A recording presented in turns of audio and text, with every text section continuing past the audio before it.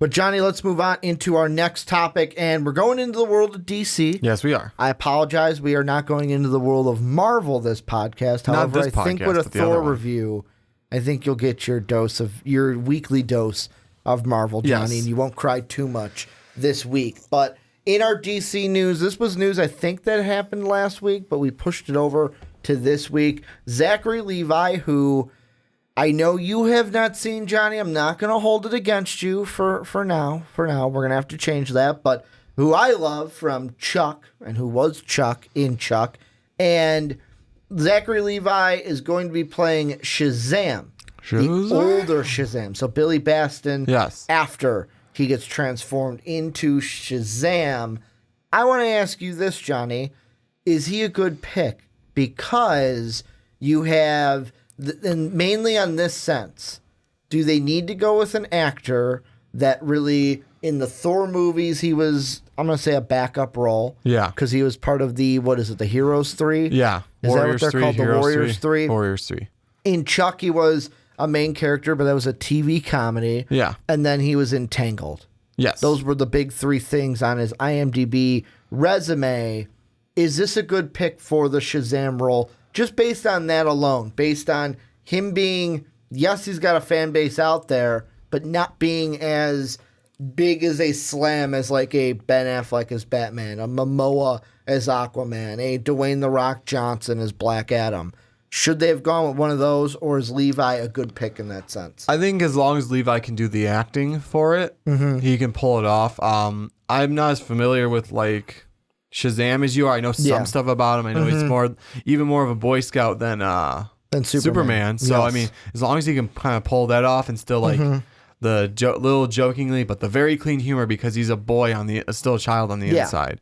As long as he can pull that off, it's fine. Because look at Hemsworth, for example, and it's even gone Hemsworth, and even we pointed out before Chris Evans. We were talking about before the podcast. Yeah. Both of them were not as buff as they are now. No, they weren't, especially Hemsworth. If you see like Hemsworth. If you see younger Hemsworth, he's like a scrawny white kid. Yeah, he is. And then it's like you see him now and it's like ripped arms and I've got so much muscle. Well, I mean, even look from Thor 1 to now. Yeah. He's even more ripped than he was then. Yeah. And I think that part will come in time. The look, because my whole thing when it comes to actors like this is what you said. If he can take on the role, that's the more important part. And with Shazam, the interesting thing about it is from an actor's standpoint, it's exactly what you said.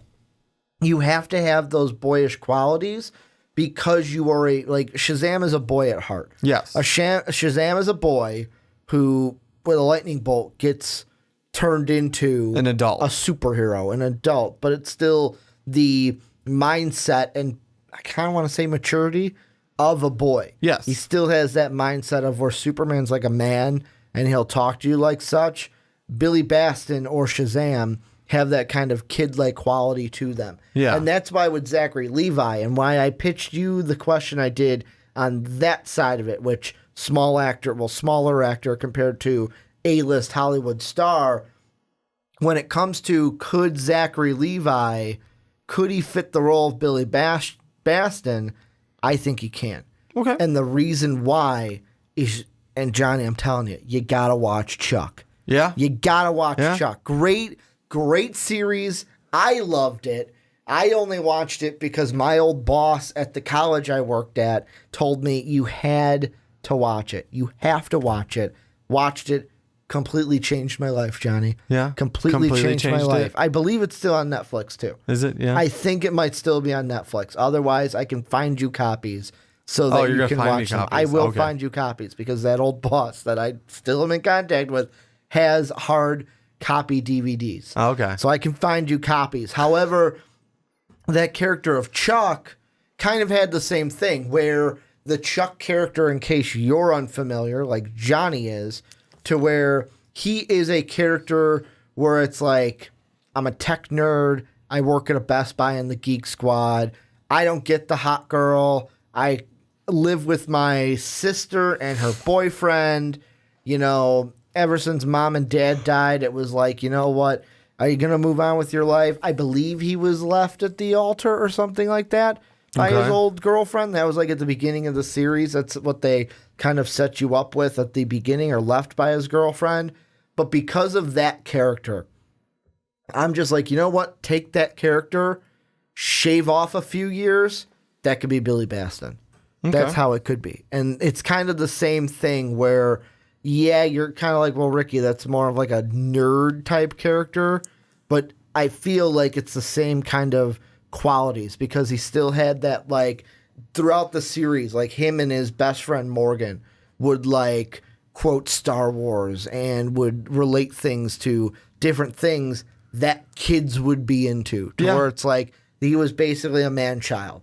With his friend Morgan. They were both man-children who were single, and it was like living at home with your parents, but it was the boyfriend and his sister, and that's why I think... That sounds familiar. Well, his sister and then her boyfriend, not his boyfriend and the sister. Said that in the reverse order. However, I think Zachary Levi, I think this is a good pick. I think that's one where the acting is there, and then just like Hemsworth... Or Hemsworth. There's no L. I said it right. You just said it right this time. Just like Hemsworth, you can hit the gym, and apparently on Instagram, either I think it was him or his personal trainer have been posting about them doing 4-hour workout sessions already. I mean, just to add to it, I mean, Hugh Jackman wasn't as jacked when he started. Yeah. Evans, Hemsworth, it's just something you can acquire. You can go to the gym and work out. Well, and you can put in the work. Exactly. Well, I want to bring up to you because you know more about the DC side than I do. Another actor we have casted for this is Mark Strong for Dr. Thaddeus Savannah. What do you think about that? Now, it says rumored. I just saw that. Now, with Savannah, I will say, not really up to snuff with the Savannah part of it, but what I will say is I loved him in Kingsman. Yeah. I loved his acting in Kingsman.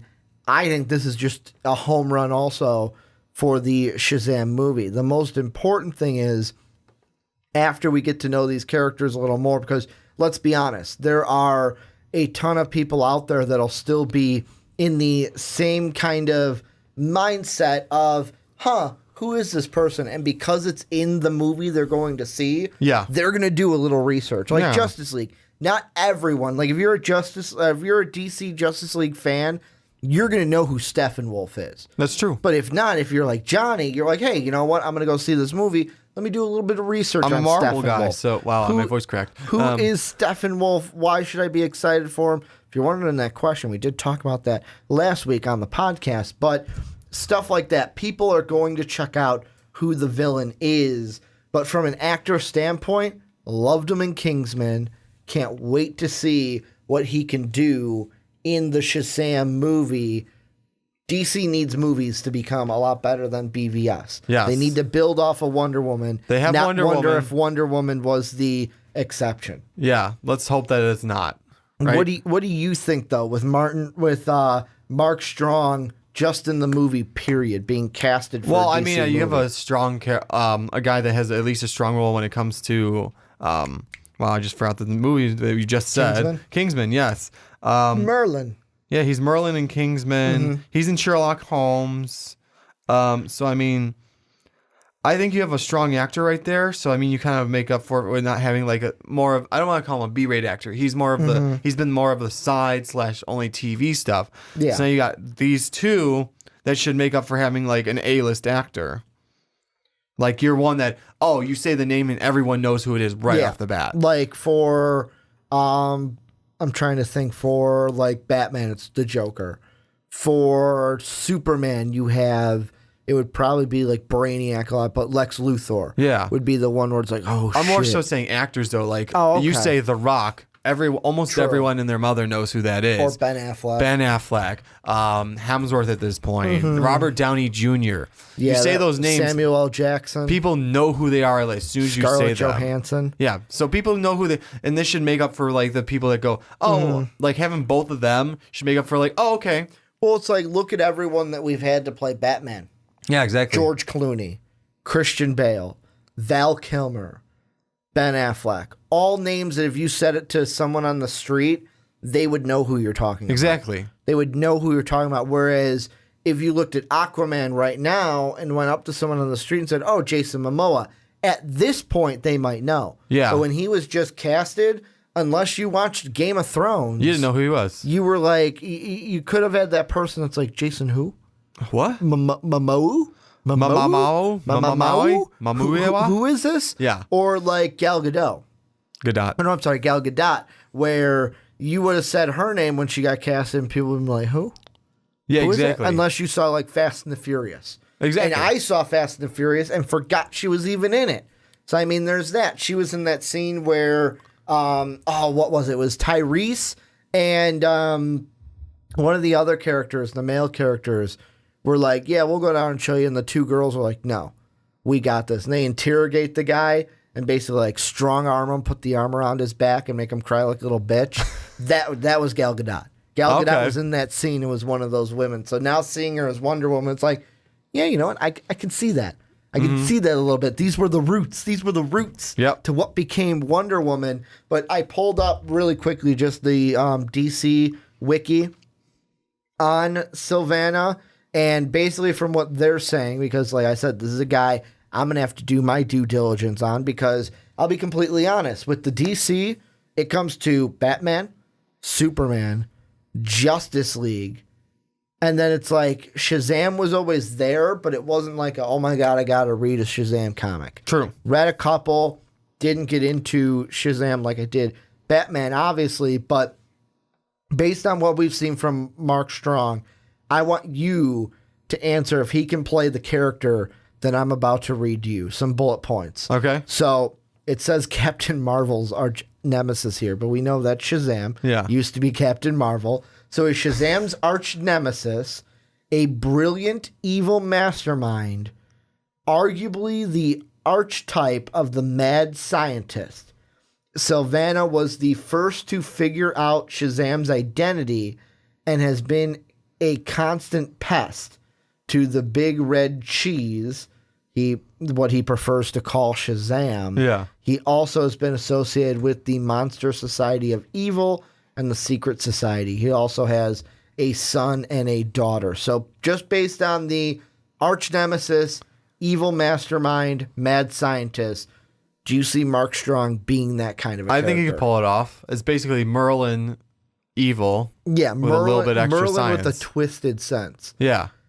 It's kind of like Kingsman, if you haven't seen the second one, it's like Merlin mixed with the antagonist from Kingsman. Yes. It's like those two, her and Merlin, kind of coming together and being one. I could see him playing it. Plus, I can too. Maybe it's the bald head.